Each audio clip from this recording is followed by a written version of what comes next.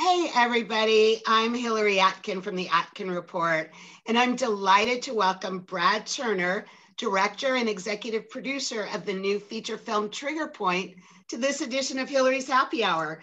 Brad, how are you doing today? I'm good, Hillary. Thanks for asking me. Well, I got a sneak preview of the film, which is opening in theaters very soon, and of course will be on demand. And I'm sure you're also so happy that theaters are starting to reopen. It's great. I mean, it's so nice to see a theater uh, showing the movie. I'm very excited about it, and it's great that they're opening, and it's great for business. Well, it is a gripping thriller that had me just in the first couple minutes with a series of targeted assassinations. Tell us a little bit more about the story. Basically, the story is about Nicholas Shaw, who is played by Barry Pepper. And he is an agent that works for a very secretive government organization that's global.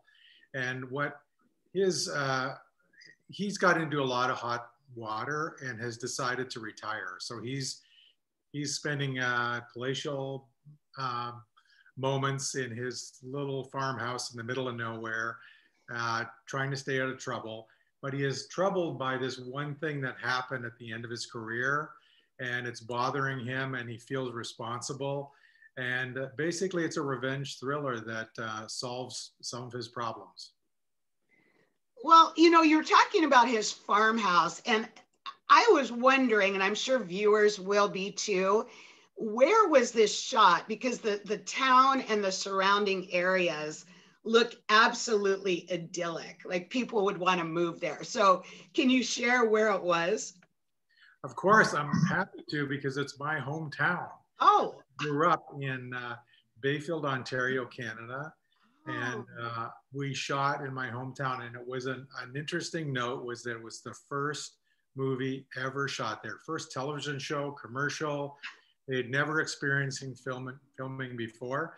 So we shot it there, which is on the shore of Lake Huron.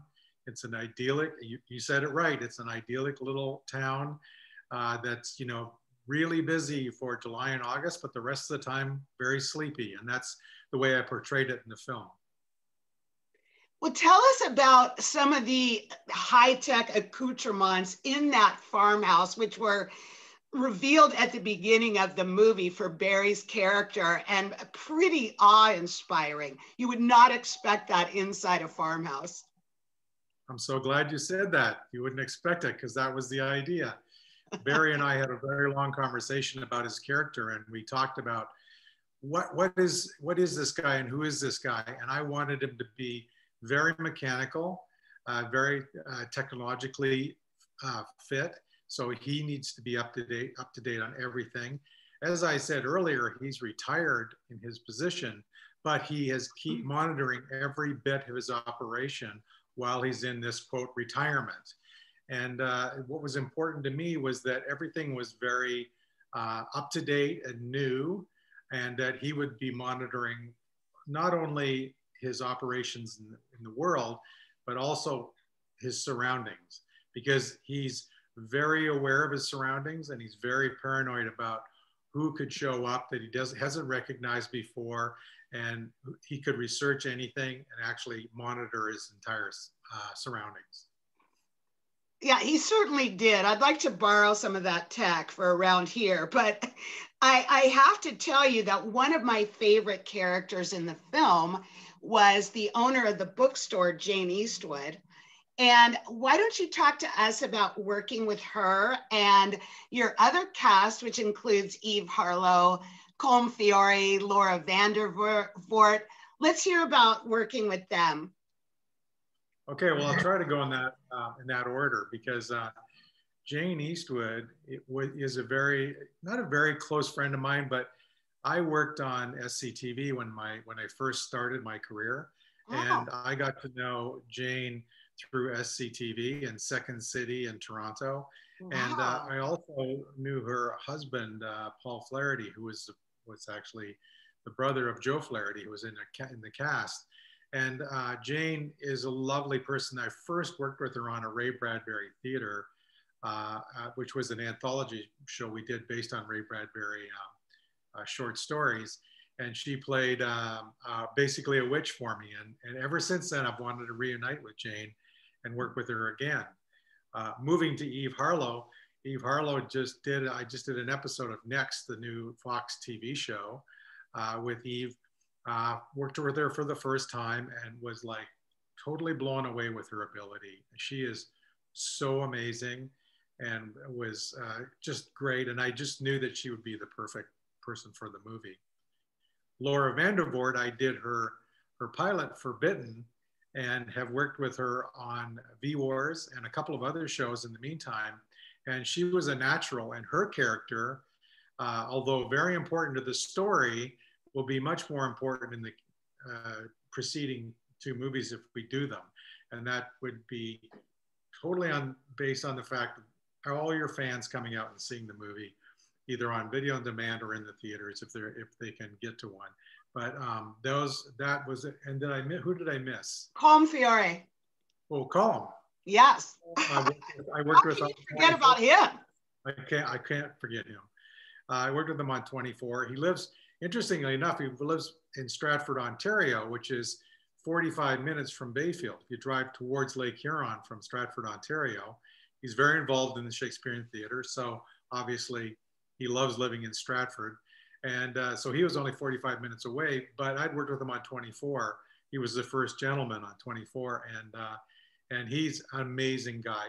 Him and Barry together were the two actors that I really felt could drive this movie, and right. Just their relationship, and not only their work ethic as actors, but the character that they brought to Trigger Point was really special. Well, you mentioned V-Wars, the Netflix drama, and that really presaged the coronavirus. I mean, people who've worked on shows and movies about a virus taking over, I mean, what were your thoughts when it actually happened in real life? I was shocked when it started happening, and all I could think of was what we did on V-Wars and what happened with that. And you know, literally a virus that came from somewhere in the Arctic that was revived by you know, global warming or whatever happened there. And yeah, we really investigated that for 10 episodes. And obviously it went into more of the vampire drama and genre, but right. It became very relevant in past tense. Well, you also mentioned, and I'm going to say at the outset, one of my favorite television dramas of all time, 24, which was a groundbreaking series, but you worked on that for a number of years. So let's rewind and talk about some of your experiences on 24. Well, thank you. I directed 46 episodes and was a producer for well over 100. And yeah, that was a big chunk of my career, and I was very happy to be involved in that. Obviously, we won an Emmy, and I think we were the last major broadcast network that won an Emmy.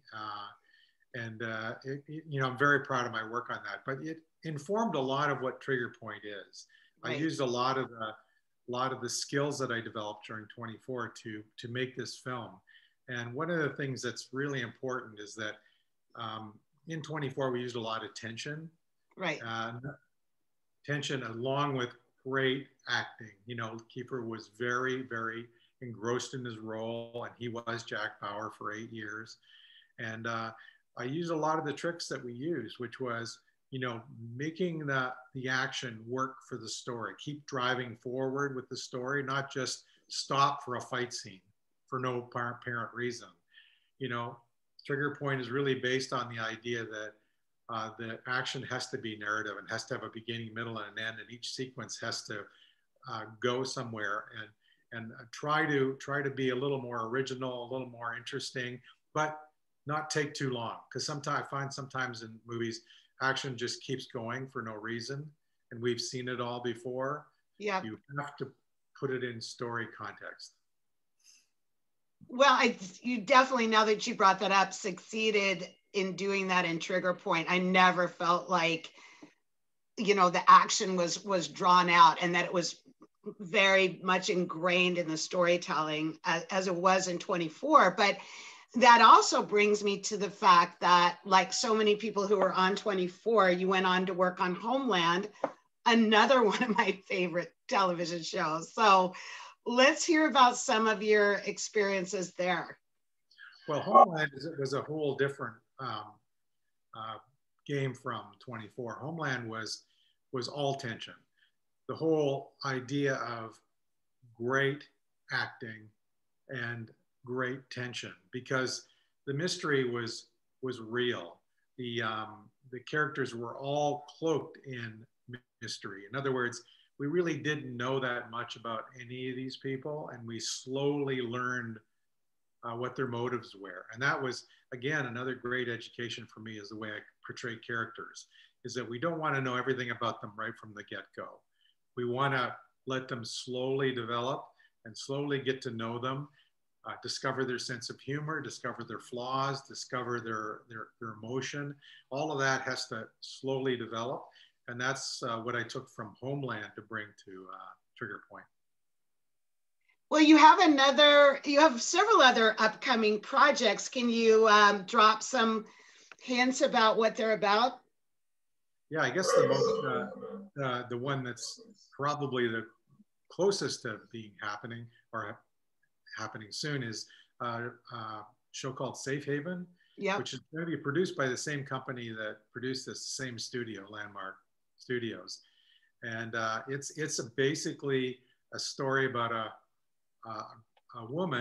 young woman that's basically had a major incident and is in a coma, and we go inside her psyche, and we unravel the mystery in her psyche. So what we do is we see another world that she's imagining, and we also see tons of jeopardy in her real world, but we also see exactly how she's defining all of these characters in her underground world. So it's kind of really interesting visually and an interesting challenge, but I'm really looking forward to that. Well, I am too. Everything you do in the genre that you work in has been really splendid. And we are wrapping up happy hour here, but I wanted to raise a toast to you, Brad, and to your success with the opening of Trigger Point. Thank you so much for being with me. Thank you, Hillary. It's a pleasure meeting you, and let's talk about the sequel. Absolutely. Cheers, Brad. Cheers, Hillary.